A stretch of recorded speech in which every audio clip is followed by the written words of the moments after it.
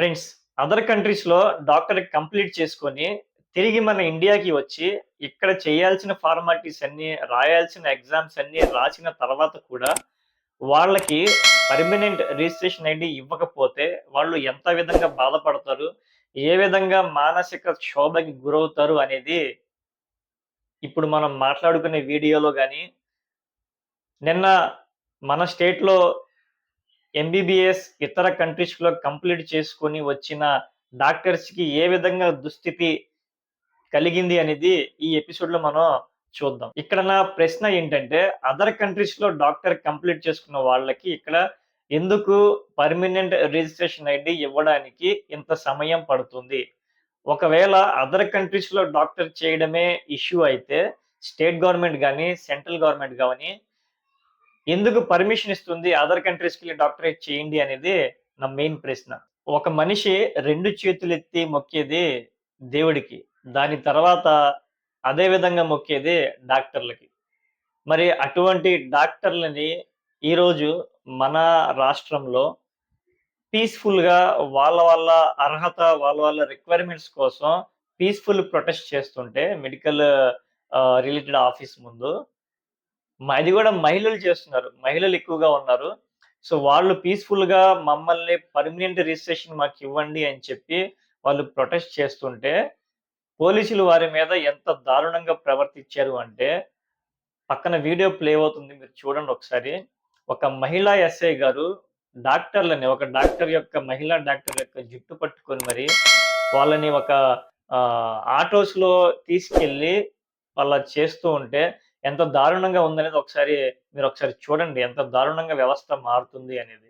ఆ ప్రొటెస్ట్ చేస్తున్న డాక్టర్సు మాకు పర్మనెంట్‌గా రిజిస్ట్రేషన్ ఇవ్వండి అని చెప్పి వాళ్ళు పీస్‌ఫుల్‌గా అడుగుతుంటే, యాక్చువల్‌గా ఏమైంది అంటే, ఎవరైతే ప్రొటెస్ట్ చేస్తున్నారో వీళ్ళు మన ఇండియాలో కాకుండగా అదర్ కంట్రీస్‌లో డాక్టర్ కంప్లీట్ చేసుకొని, మన ఇండియాకి వచ్చి రాయాల్సిన ఫార్మాలిటీస్ అన్నీ ఎగ్జామ్స్ గాని, ప్రాక్టీస్ గాని మొత్తం అన్నీ కంప్లీట్ చేసుకున్న తర్వాత కూడా, మన స్టేట్ గవర్నమెంట్ వాళ్ళని ఎందుకు పర్మనెంట్ చెయ్యట్లేదు? మమ్మల్ని పర్మనెంట్ చేయండి. దాదాపు 7, 8 సంవత్సరాలు కష్టపడిన తర్వాత కూడా మేము ఇంట్లో ఖాళీగా ఉంటున్నాము. అది కూడా మేమిక్కడ పీస్‌ఫుల్‌గా ప్రొటెస్ట్ చేస్తుంటే, మమ్మల్ని ఇంత దారుణంగా కొడతారా అని చెప్పి ఆహ్, మహిళా డాక్టర్ల మీద ఈ విధంగా పోలీస్ వారు బిహేవ్ చేస్తా ఉంటే, గవర్నమెంట్ ఏం చేస్తుంది? హెల్త్ మినిస్టర్ ఏం చేస్తున్నారు? నారా లోకేష్ గారు ఏం చేస్తున్నారు? పవన్ కళ్యాణ్ గారు ఎందుకు రెస్పాండ్ అవ్వట్లేదు? అనేది చాలా సిగ్గుచేటు. అందులో ఉన్న ఒక మహిళా డాక్టరు ఆవిడ పడుతున్న ఆవేదన ఒకసారి ఆవిడ మాటలను వినండి. మేము ఫారెన్ మెడికల్ గ్రాడ్యుయేట్స్ అండి. మేము డాక్టర్ గా చదువుకొని కూడా ఈ రోజు రోడ్ల మీద నిలబడాల్సిన అవసరం మాకు లేదు. మేము అందరికీ సేవ చేయాలని చెప్పి రూపాయి స్టైఫండ్ లేకపోయినా కూడా మేము ఆల్రెడీ సంవత్సరం చేసి వచ్చామండి. ఇంకో సంవత్సరం చేయమంటున్నారు. మాకు న్యాయంగా చేయాలి అంటే మేము చేసే వాళ్ళమే. ఈ రోజు మొన్న నేషనల్ డాక్టర్స్ డే అండి. ఆ రోజు అసలు అత్యంత కిరాతకంగా మమ్మల్ని ఒక కుక్కల్లాగా ఈడ్చుకొని వెళ్లారు. అప్పటికి అర్ధరాత్రి 12 వరకు ఉన్నాం. మేము ఆడపిల్లలైనా కూడా మేము ఉన్నాము. ఇలా మేము రోడ్లు ఎక్కాల్సిన అవసరం మాకేంటి? న్యాయం ఉన్నా కూడా మమ్మల్ని ఎవరు పట్టించుకోవట్లేదు. గవర్నమెంట్ మాకు సానుకూలంగానే ఉందని చెప్తున్నారు, కానీ సానుకూలత మా వరకు చేరట్లేదు. మాకు ఎందుకు న్యాయం జరగట్లేదు? తిరిగి అలసిపోయామండి. కొన్ని మేము చచ్చిపోతాము, కొన్ని అప్పుడు మా తర్వాత వాళ్ళకి న్యాయం చేస్తారా చెప్పమనండి. చచ్చిపోవడానికి కూడా మేము రెడీగానే ఉన్నాం. 27 ఏళ్ళండి ఇంట్లో కూర్చొని ముష్టి అడుక్కుంటున్నాము. చదువుకుని వచ్చి మేము రోజుల మీద ఎందుకు ఇలా నిలబడాలి? కష్టపడి చదువుకొని మాకు ఇక్కడ ఒక ఎగ్జామ్ ఉంటదండి. దాని పాస్ పర్సెంటేజ్ 6. ఏపీలో 70 మంది పాస్ అయ్యారు. అంత కష్టమైంది రాసి వచ్చి కూడా ఈ రోజు మమ్మల్ని డాక్టర్లుగా గుర్తించండి అని అడుక్కుంటున్నాం. ఎవరు పట్టించుకోరు. ఎందుకు పట్టించుకోరో తెలియదు. కొన్ని అవసరం లేదని మాకు ఎన్ఓసీలు ఇమ్మనండి. పక్క రాష్ట్రాలకు వెళ్తాం. అక్కడ డాక్టర్ల అవసరం చాలా ఉంది. అక్కడికైనా వెళ్ళిపోతాం. మేము సాయం చేయాలి, సేవ చేయాలని దీంట్లోకి వచ్చాము. అంతేగాని ఇలా రోడ్ల మీద నిలబడి కనీసం అడుక్కున్న వాళ్ళు చిల్లరైనా వేస్తున్నారు. మాకు అది కూడా లేదు. ఇళ్లలో అడుక్కొని అడగడానికి కూడా మాకు చాలా అసహ్యంగా ఉంది. ఖచ్చితంగా మాకు అందరూ న్యాయం చేయాలని మేము కోరుకుంటున్నాము. మాకు ఇలా రోడ్ల మీద ఉండడానికి, ఇలా తిరగడానికి, పోలీస్ స్టేషన్లకు వెళ్ళడానికి మాకు అలవాటు కాదు. మాకు సరదాయి మేము ఇక్కడ లేము. పెట్టనివ్వండి. కేసులు పెడతారా, చంపేస్తారా, చచ్చిపోతాం అన్నోడికి ఇంకా చావు అయితే ఏముంది, కేసు అయితే ఏముంది? జనరల్ గా మన ఇండియాలో డాక్టర్ కంప్లీట్ చేయాలి అంటే పెయిడ్ సీట్ అయితే 1 CR మినిమం చేయాలి. అది కూడా ఎంబీబీఎస్ కి మాత్రమే. ఇంకా పీజీ సెపరేట్ గా అవుతది.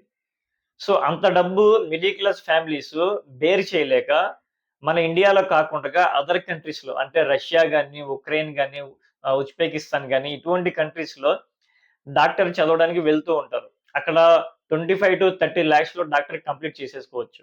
సో, అక్కడ ఎడ్యుకేషన్ కంప్లీట్ అయిన తర్వాత, ఆ కంట్రీతో సర్టిఫికేట్ వచ్చిన తర్వాత కూడా, మన ఇండియాలో డాక్టర్ ప్రాక్టీస్ కంటిన్యూ చెయ్యాలి అంటే, ఇక్కడ గూడా కొన్ని రూల్స్ అండ్ రెగ్యులేషన్స్ కంప్లీట్ అయిన తర్వాత వాళ్ళకి పర్మనెంట్ రిజిస్ట్రేషన్ ఐడీ అనేది ఒకటి ఇస్తారు. సో, ఆ పర్మనెంట్ రిజిస్ట్రేషన్ వచ్చిన తర్వాత వాళ్ళు మన ఇండియాలో ఎక్కడైనా సరే ప్రాక్టీస్ చేసుకోవచ్చు. ఎక్కడైనా జాబ్స్‌కి అప్లై చేసుకోవచ్చు. ఇది ఓవరాల్‌గా ప్రాసెస్ ఉంటుంది. సో, ఇప్పుడు ఎవరైతే ప్రొటెస్ట్ చేస్తున్నారో వీళ్ళంతా కూడా ఆ ప్రాసెస్ గాని, ఆ రూల్స్, రెగ్యులేషన్స్ అన్నీ కంప్లీట్ చేసుకొని కూడా 1 ఇయర్ నుంచి ఇంట్లో ఖాళీగా ఉన్నారు అంటే ఒకసారి ఆలోచించండి. వాళ్ళు ఎంత విధంగా మానసికంగా క్షోభ పొందుతున్నారు. సో, దాని గురించి వాళ్ళ బాధ చెప్పుకోవడానికి పీస్‌ఫుల్‌గా ప్రొటెస్ట్ చేస్తా ఉంటే, వాళ్ళకి పీస్‌ఫుల్‌గా రెస్పాన్స్ ఇవ్వక మానేసి, ఏదో వాళ్ళేదో తప్పు చేశారు, వాళ్ళేదో ఇంకేదో చేశారు, ఇంకేదో చేశారని చెప్పి, సో, పోలీసు వారు ఆ విధంగా బిహేవ్ చేయడం అనేది కరెక్ట్ కాదు.